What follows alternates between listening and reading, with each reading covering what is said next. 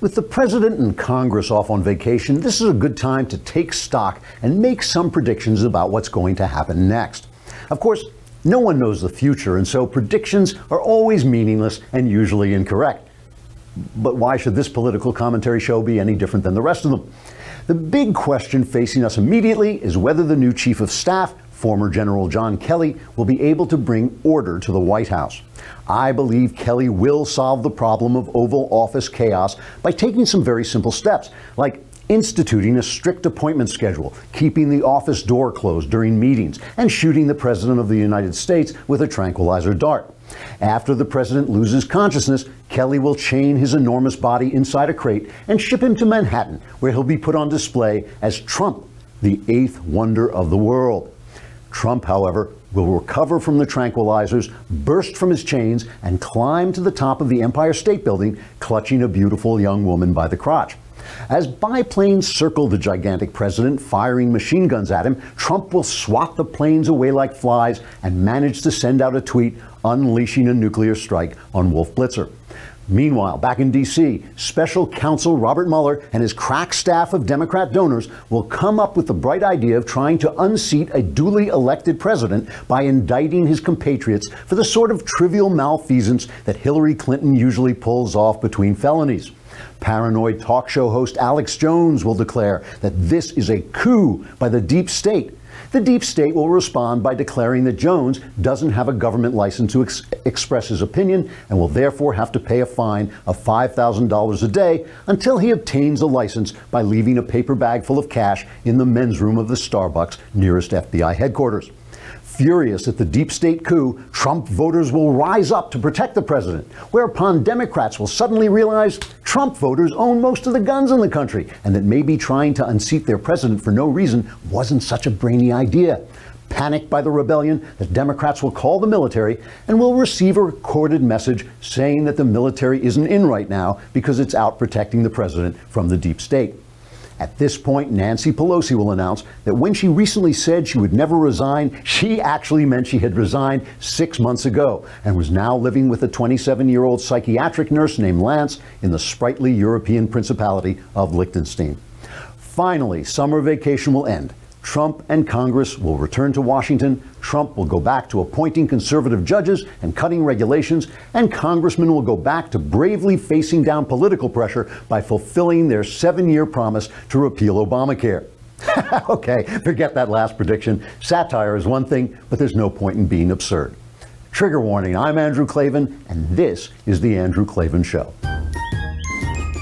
I feel hunky-dunky, life is tickety-boo. Birds are winging, also singing hunky-dunky-doo. Ship-shape, tipsy-topsy, the world is zippity-zing. It's a wonderful day, hurrah, hooray! It makes me want to sing. Oh, hurrah, hooray! Oh, hooray, hurrah! All right, the Klavanless weekend has come to an end. Those of you who have survived, welcome back. We have a lot to talk about. We're going to talk about the new film Detroit, the Kathryn Bigelow film that is bombing at the box office, film about a racial atrocity that took place in 1967. We'll try and get to that Google memo that went out. And of course, we will have the lovable rogue Michael Knowles, which is now, I think, his only job. And he also hosts the Michael Knowles Show, is going to come on and talk about the new guy at NASA who is there to protect the planet. I think NASA hired Al Gore, and now they have a planetary protection officer. That's, you know, if you want to be a planetary protection officer or protect the world from alien invasions or do any of the new jobs that are coming up in the new century, you might want to go on Skillshare. Skillshare is this really interesting place that I've been using to refresh old skills, learn new skills, learn all kinds of stuff for hobbies and things like this, because I always like to be learning things.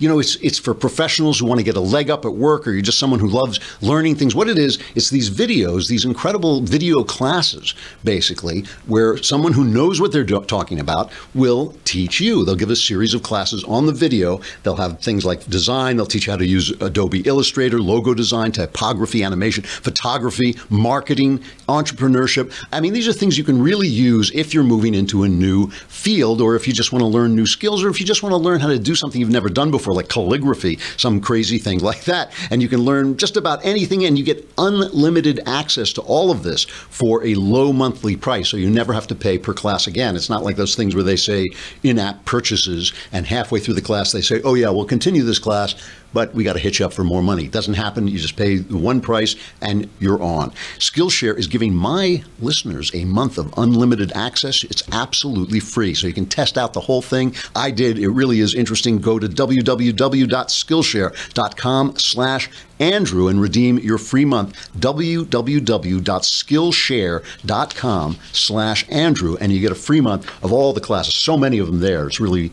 worth taking a look. Before we talk about the movie Detroit, which I really want to talk about, I just have to talk about this hilarious interview that Chris Wallace had on with acting AG Rod Rosenstein. This guy comes on. Have you ever seen this guy talk? He is like, all you could do was think about what it would be like to be interrogated by this guy, because he was just a stone-faced machine. I mean, just this absolutely no way through him. So what they were talking about, of course, is that Robert Mueller has reportedly, we don't know this, but sources say, as we say nowadays, sources say that Robert Mueller has opened a grand jury, has gone to the grand jury to further investigate this Trump-Russia connection, or whatever he is investigating at this point. And there was rumors that he was also going to look into Trump and Associates' financial ties to Russia. Now, this is one of the things that when Trump was talking to the New York Times, they asked him, would that be a red line? They asked him at the same time, two people were speaking, and they said, would that be a red line, or would that be a breach of his brief, of Mueller's brief? And Trump answered, yes, that's going too far, basically. So there are all these leaks, and the first thing Chris Wallace asks Rosenstein is, why are there all these leaks? Is it because there is a coup going on, basically, by the deep state? And just listen, you got to listen to Rosenstein's response and put yourself in Wallace's shoes, okay? So this is cut number 3.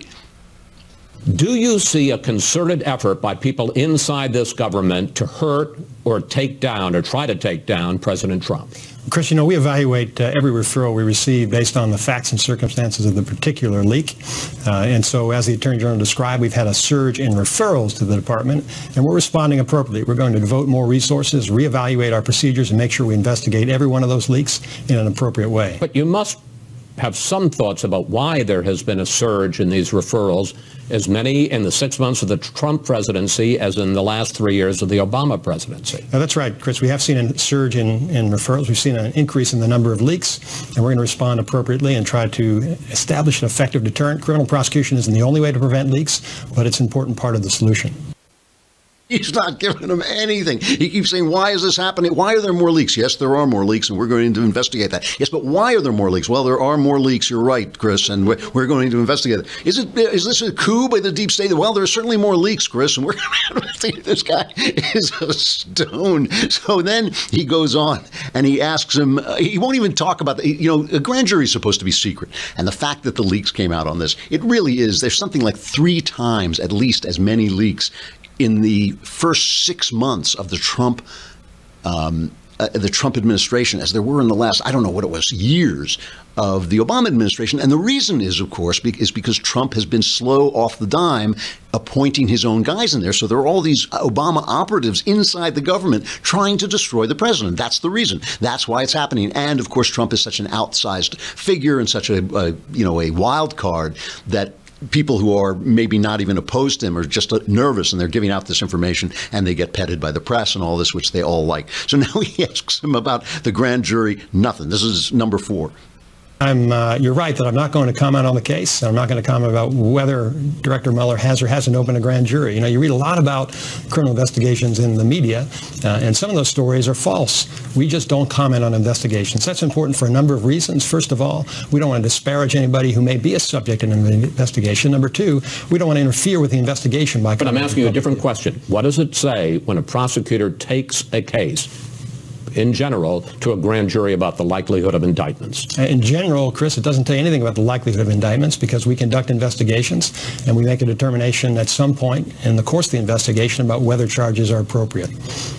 And what's the advantage in terms of investigation to taking a case to a grand jury? Many of our investigations, Chris, involve the use of the grand jury. It's an appropriate way to gather documents. Sometimes you bring witnesses in to make sure that you get their full testimony. It's just a tool that we use like any other tool in the course of our investigations. Oh, he's not going anywhere. But finally, just one more cut. It's worth playing. That he asks him whether this is a fishing expedition, and Rosenstein says no, of course not. It's not a fishing expedition. But he asked him about the process by which Mueller can expand his investigation, because you remember that under Clinton, Ken Starr went in to investigate. I think it was Whitewater. He went in to investigate, wound up investigating Monica Lewinsky and whether he lied about having an affair, and it just expanded and expanded and expanded.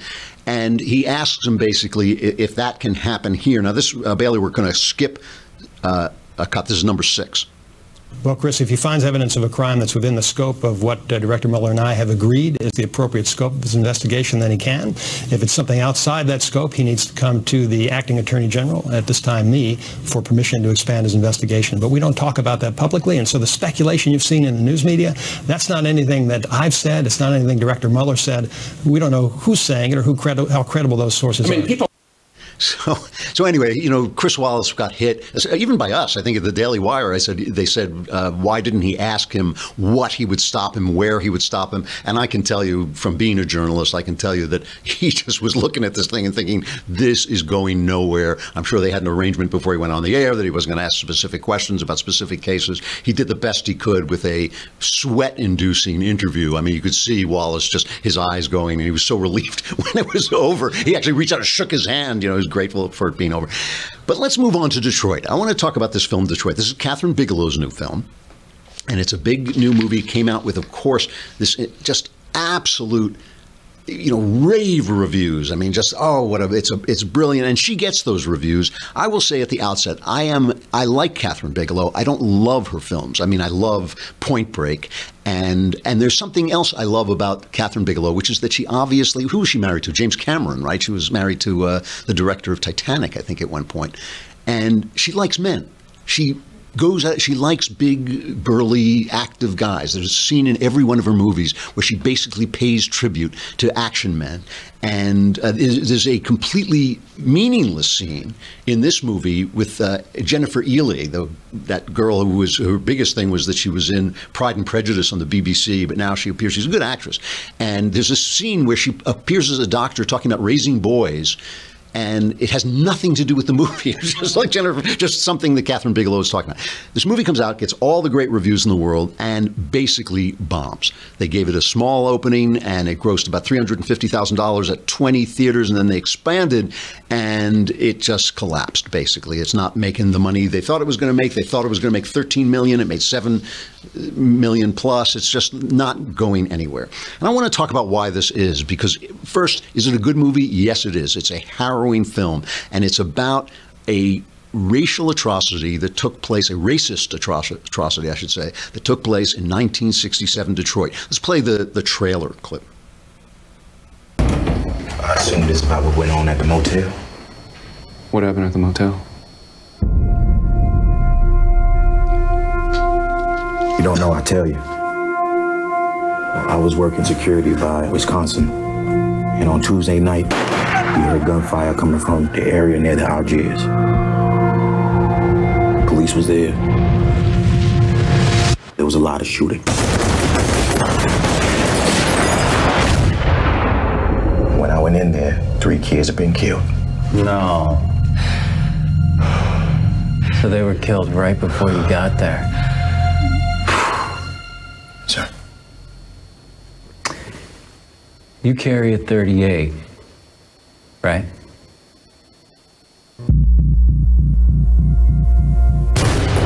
A revolver. You carry a revolver. I do have a .38. You ever shoot anyone? I didn't do it. Police. Oh, here we go. All right, so that actually gives a kind of false impression of the film. It makes you think it's going to be about a guy falsely charged, but this is not what the story is about. I'm going to tell you what the story is about. Slight spoilers, but it's an historical event, and I won't give away what happens in the picture. But in 1967, Detroit blew up. There was a minor police incident where they busted an unlicensed nightclub that frequented mostly, almost entirely by black people. They arrested the guys, they brought them out front, and people saw it, a crowd gathered, and a riot exploded, okay? And this was one of the biggest riots in American history. I mean, the only riots that are bigger than this riot are the riots, the anti-draft riots during the Civil War, and then those ones we had here in LA back in the 1990s, 1993, I think it was. So this was huge. 43 people died, thousands of people are injured. The place was an absolute war zone. There were snipers on the roof. They had the Army, National Guard called out, the police, obviously, state police, everything. The Algiers Hotel, the hotel that he's talking about, was a dive. It was a place where prostitutes hung out and thugs hung out. And at one point, as the picture tells it, some of this is, you know, stuff they've researched, and some obviously with any historical thing there has to be guesswork involved. But apparently some thug started firing a starter pistol to purposely making it look like it was sniper fire. And they went nuts. Of course, they riddled the place with bullets. The police charged in, found a group of people in an annex of the motel. And what followed after this was a harrowing, hours-long event where the police essentially tormented these people in the hotel and killed some of them. And it was, you know, led by a cop who was obviously, I don't know if I want to call him a psychopath, but clearly a racist. They seemed to have been set off by the fact that there were white women with black guys there. That seemed to be part of the deal. I'm going to stop here and say goodbye to Facebook and YouTube. You get us free on video. If you want to come over to thedailywire.com, you can listen, or while you're there, you can subscribe for a lousy $10 a month, and then you can watch the whole thing right on thedailywire.com. If you subscribe for a year, it only costs you a lousy $100 for the entire year, plus you get the wonderful Leftist Tears mug, so you can drink your leftist tears from a mug instead of just lapping them up off the floor, which, let's face it, is bad manners and kind of disgusting. Come on over to thedailywire.com.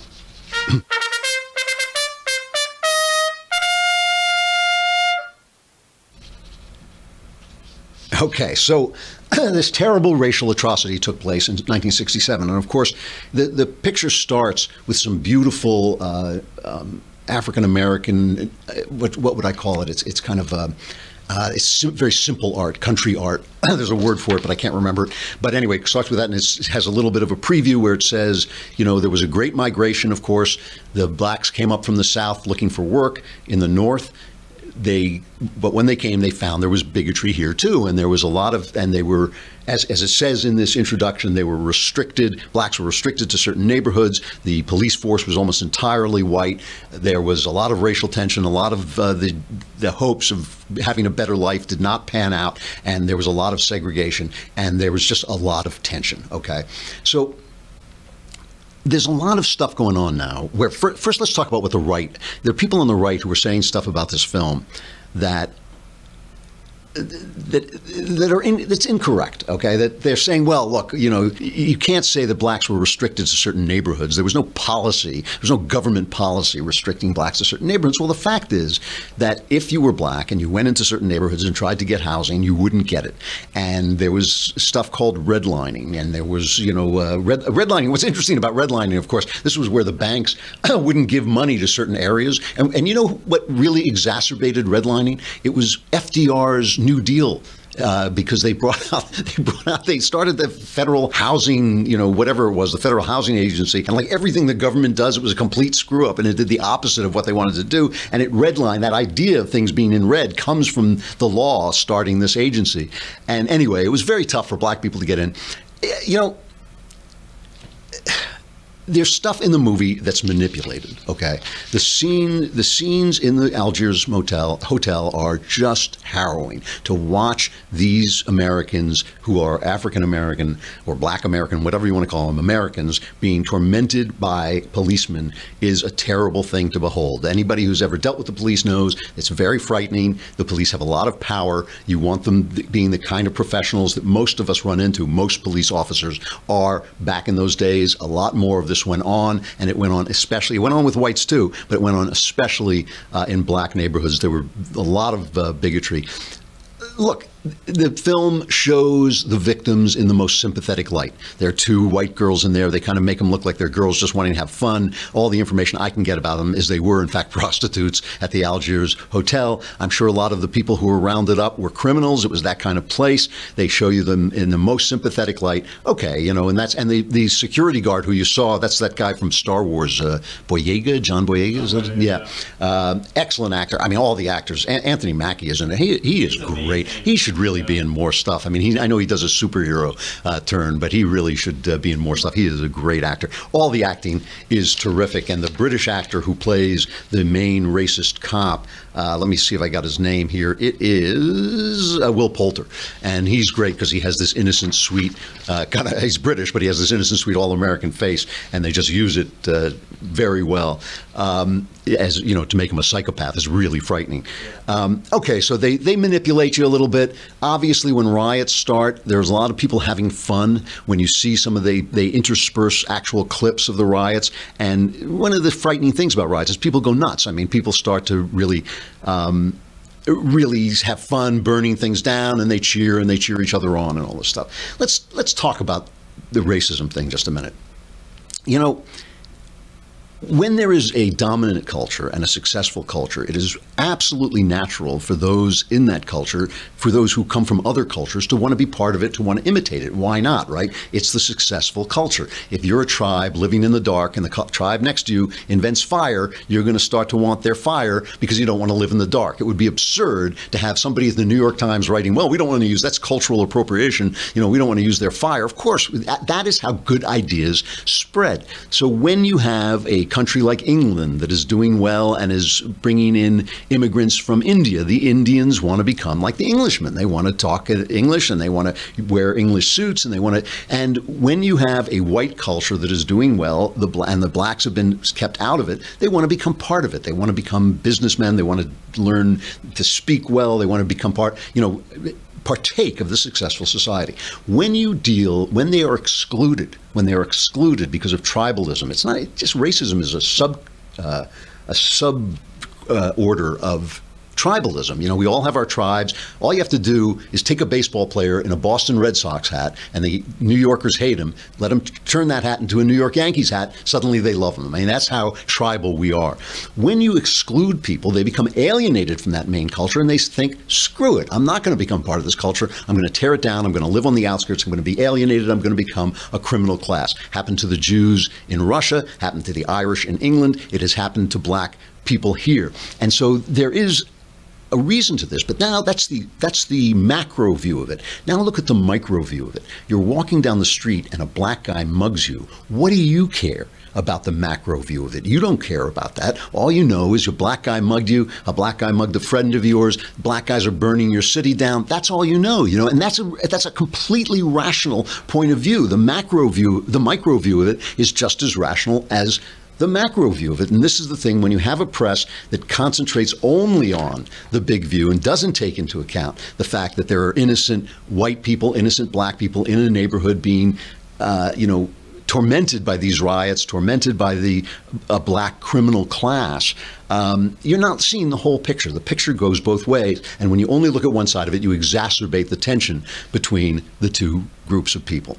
The problem with this movie, and it's a really good movie, and I recommend it, and it's worth watching. The problem with this movie is nothing that's in the movie. The little stuff they do to manipulate you in favor of the victims of the crime is perfectly valid movie stuff. It's a movie. It's a Hollywood movie. If you're getting your history from the movies, you're in the wrong place. It's perfectly valid. It's not that bad. They show you that the thug, and he is a thug, fires a weapon out the window, terrifying the police. They show you that the police, they're good police officers. It concentrates on a bad cop, but they show you they're very good police officers trying to do their job. They show you like all the tension everybody is under, but it is about an atrocity, and it really took place, and it really was an atrocity. These guys confessed to the crime. The confessions were, well, I won't go on because I don't want to spoil everything about it, but it really was an atrocity. The problem is with the reviews and the interviews that Kathryn Bigelow has been giving. Here is Kathryn Bigelow, the director, on the CBS morning show,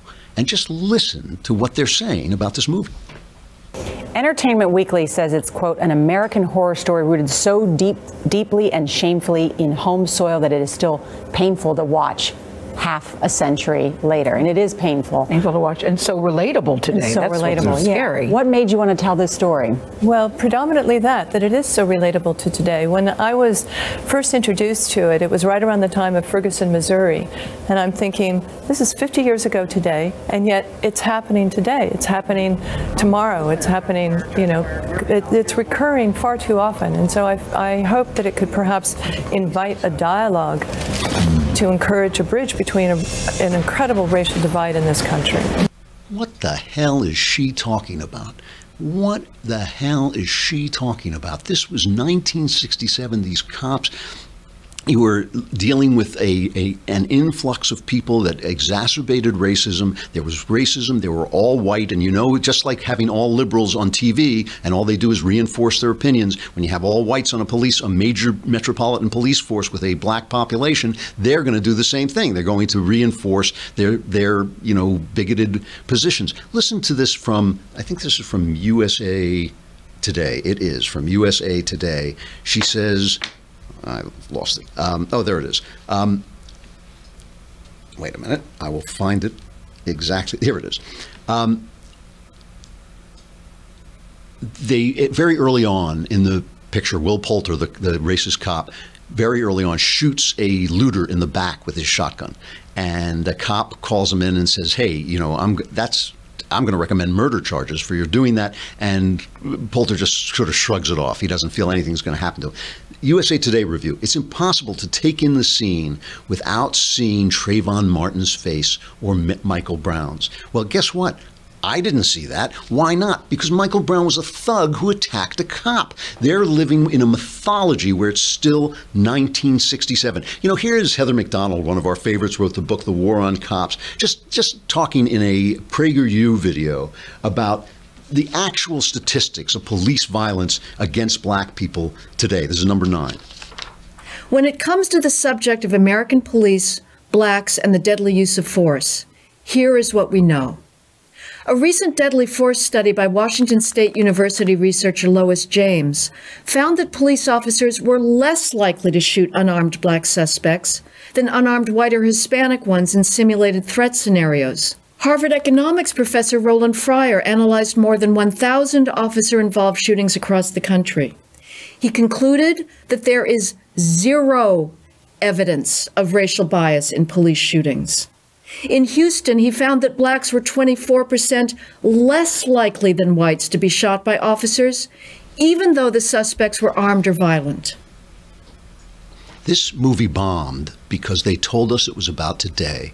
They told us we have not come anywhere. They did that sinister thing. You know, Barack Obama's policies failed. They failed in the Middle East. They failed at home. They failed just about everywhere. His policies were wrong on everything. And as he went on, he started to play the race card more and more. And the way he did it was on targeting police. And he was targeting the police so that federal investigators could come in and look over the police's shoulder and institute the kind of 1970s restrictions on police that caused the upsurge in crime in the first place, that had to be, you know, that they had to respond to with better policing. They did this with The Handmaid's Tale, too, where they said, oh, yeah, this is a story about today. The freest women who have ever walked the face of the planet, American women, looking at a dystopian story like The Handmaid's Tale and say, yeah, it's just like now. Excuse me, could I have another Mai Tai, you know, while I'm, you know, sitting here in my brownstone in New York that I own, you know, and talk about how I'm living through The Handmaid's Tale. I mean, this is the same thing, you know. We just got through an administration with a black president, a black attorney general, a black, you know, virtually, you know, I won't say it was a black administration, that's not true, but it was a fully integrated administration. But if nothing else, proved that people were willing to elect a black president twice. Okay, we are not living in that world. For the left, though, it's always this fantasy of crisis that gives. Because why? Because when there's a crisis, people get afraid and they're willing to turn over power to the government. That is why. And it's always a crisis. It's always 1967. They're always heroes standing up for the people. And it's offensive. It's offensive. You know, it's offensive to say to these police officers, since the 60s, policing has become so much more of a professional occupation. The cops, when you watch cops on the streets of New York, first of all, they look like everybody. I mean, they've got every color of skin. They're women, they're men. when you watch them, you are watching a highly trained, professional, paramilitary force policing one of the biggest cities on earth excellently well. I mean, really well. That is what you're watching. I'm not saying there's not an individual racist somewhere along the line, guys who do bad things. I'm just saying that the idea that this film represents it's a good historical document. It's good to remember this stuff really happened. And when the right plays it down and says, oh, it wasn't so bad, I was alive. It was bad. It was bad. Black people, the treatment of black people is inexcusable in this country. There's no writing it out of history. It's a real thing. It's a real deal. But to say that it keeps going on just makes the situation worse because it's offensive to people in a country where whites are suffering too, where everybody's suffering. Only when you stop judging people by the color of their skin does the injustice stop. As long as you do it, you can't make it right. You cannot make it right. Let's bring on, have we got the lovable Michael Knowles? There he is, the semi-lovable Michael Knowles. The semi is generous. That's, I'll take it then. How you doing? How's it? Hey, I listened to the show. It's the Michael Knowles show. It really is good. You're doing I'm shocked. I mean, I'm as shocked as anybody. I was really tempted to just make it 45 minutes of silence and give the people what they want, but we have words in it anyway. Frankly, some of the best words, folks. You know all the best words. I've always admired that about you. So I brought you on because I had to talk about this story about NASA now has, and we all remember NASA, they used to do something, they used to do Muslim outreach. I believe it was, yeah, I know in the last 8 years, the primary mission of NASA, this is not hyperbole or a joke, was outreach to the Muslim world, according to a director at NASA. But I don't remember what they did before that. You know, what I love about the Obama administration is it was so insane that and the press was kind of covering it like it was normal, that we kind of accept it. I mean, really, I was joking in the opening about Trump climbing to the top of the Empire State Building with a beautiful girl in his arms. If that happened, it would still be less insane than the Obama administration. So now NASA has hired what is a planetary? Well, it's the Planetary Protection Officer. This is a good topic to talk about today because, as you can tell, I took a turn on the sun over the weekend, on the face of the sun. So, yes, NASA has gone in. And you know what's funny, by the way? Just thinking that NASA's primary mission was outreach to the Muslim world under Barack Obama, that is like the 65th most bizarre thing in his administration. That's why we don't think about it. You're exactly right. Now they're hiring the Planetary Protection Officer. They're offering a $160,000 to $180,000 salary for someone who has a secret security clearance and, quote, advanced knowledge of planetary protection. I don't know where you protecting us. Well, I hate to ask the big question, but protecting us from what exactly? Well, obviously it has to go to Gore. I think you're absolutely right. Oh. This is the only guy with the credentials to do it. But what the Planetary Protection Officer is supposed to do is protect us from aliens. Really is to protect us from any alien microbes, and also as we explore other planets to protect them from us, which is probably a better use of resources. So, are we going to build a wall? Like we've got to. Well, we're allowed to protect against extraterrestrial aliens, but not against terrestrial aliens. That the government can't do that. That's very bigoted. I don't want those little green men coming and taking my job. Yeah. That's right. They're doing the jobs that Earthlings won't do, don't you know? Exactly. This is a crisis for crying. Until you came on here, I had no idea. So what does NASA do anything anymore? Seriously? No. The answer is no. But there is good news on the horizon. There actually seems to have been some move in the right direction. You know, in 1966, height of the space race, we're gearing up to go to the moon. NASA constituted over 4% of the federal budget. I think it was 4.5 or 4.4% of the annual federal budget. Today, it comprises 0.47% of the annual federal budget. Wow. Very little money. It's been declining ever since then. Part of the reason, you know, the last time we sent a human being into beyond low Earth orbit was 1972. Wow, really? Is that right? Apollo 17, it was 45 years ago, was the last time a human being left near Earth orbit. And the reason for that is it's extremely expensive.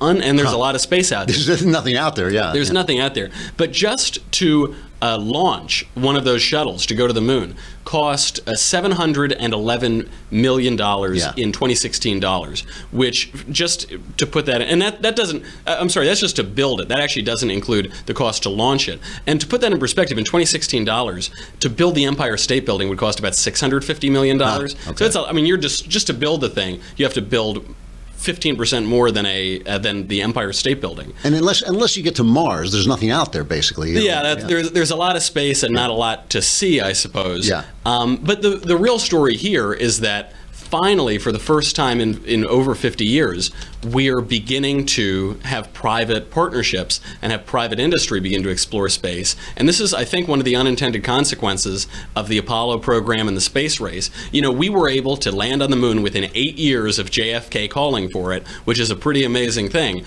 But it seems to have crowded out all of the talent and all of the funding that could have gone toward private space industry and private space exploration. It's classic government. Classic government. Everything the government touches turns to crap. That's right. That's right. And you know, the road to hell is paved with good intentions. Right. There were some pretty good returns. We beat Russia to the moon and so on.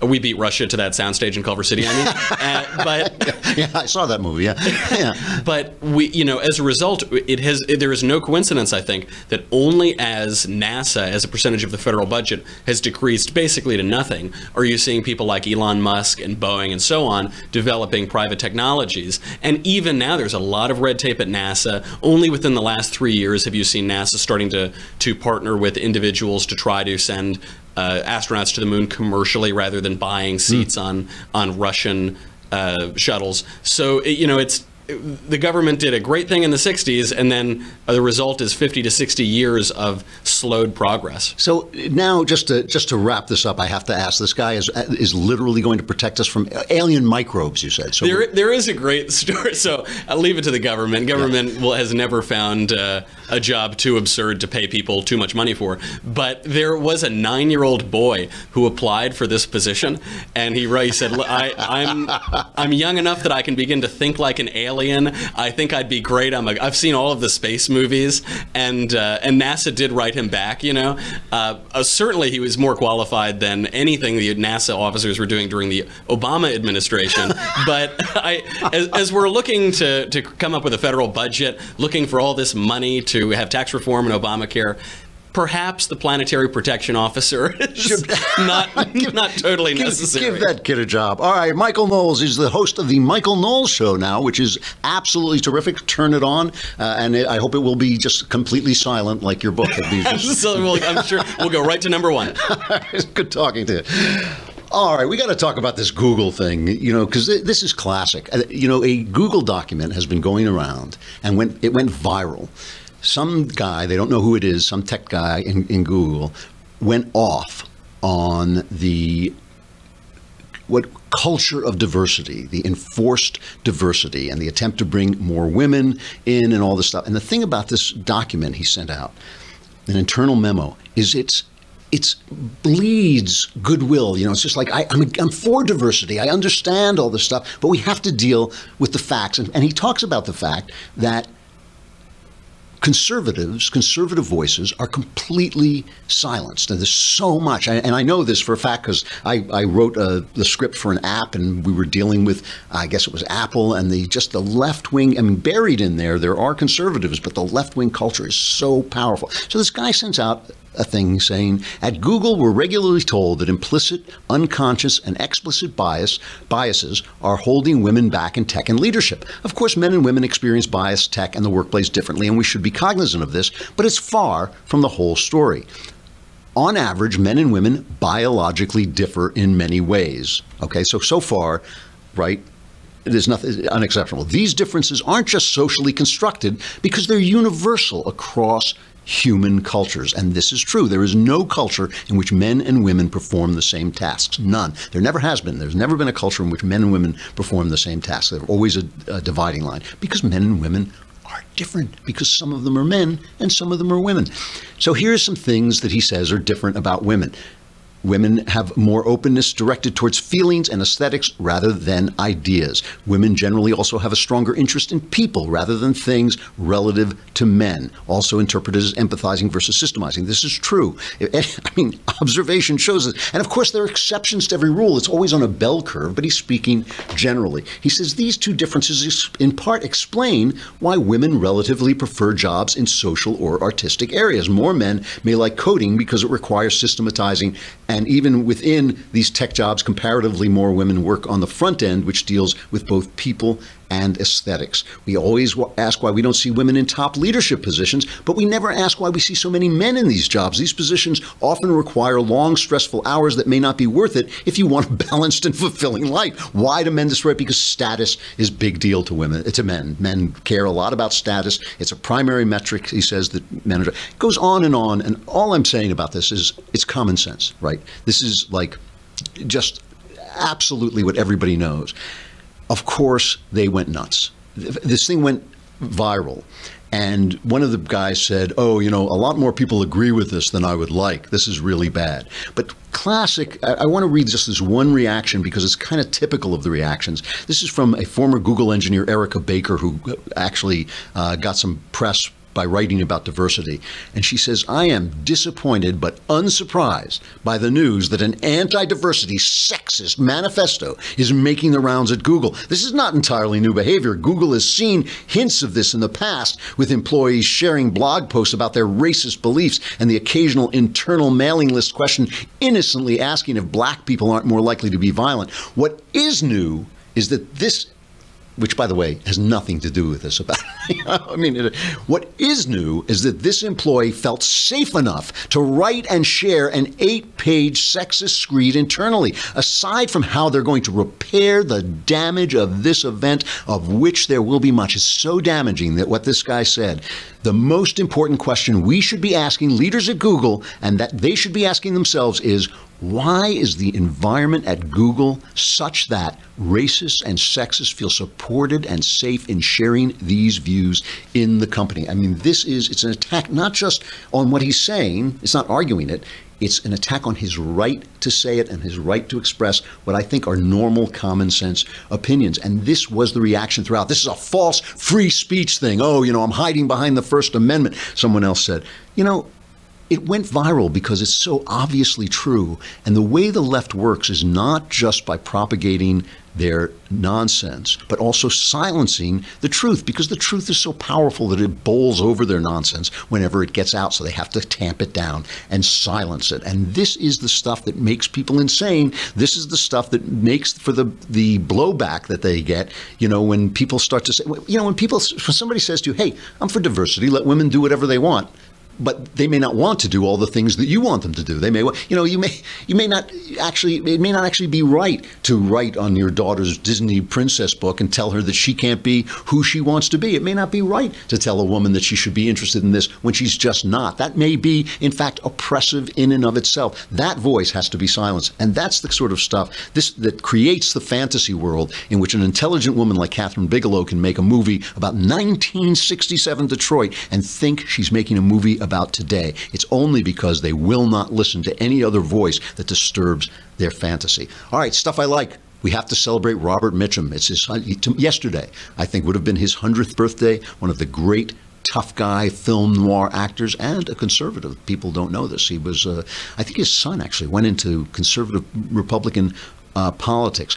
I'll do a film a day. Here is one of his greatest films, The Night of the Hunter, 1955. It was directed by the great British actor Charles Laughton. It had Mitchum, Shelley Winters, and Lillian Gish, and it was a screenplay by the very famous journalist James Agee, based on a novel by Davis Grubb. And Mitchum plays this preacher who, for various reasons, he's a psychopathic serial killer, and he's hunting down these children, and the children take refuge in the all-American home, and he comes after them and does his routine. This is the routine that he always does when he's preaching about. He's got love and hate written on his right and left hand, and he uses that as this sermon. Ah, little lad, you're staring at my fingers. Would you like me to tell you the little story of right hand, left hand? The story of good and evil? H-A-T-E. It was with this left hand that old brother Cain struck the blow that laid his brother low. L-O-V-E. You see these fingers, dear hearts, these fingers has veins that run straight to the soul of man. The right hand, friends, the hand of love. Now watch and I'll show you the story of life.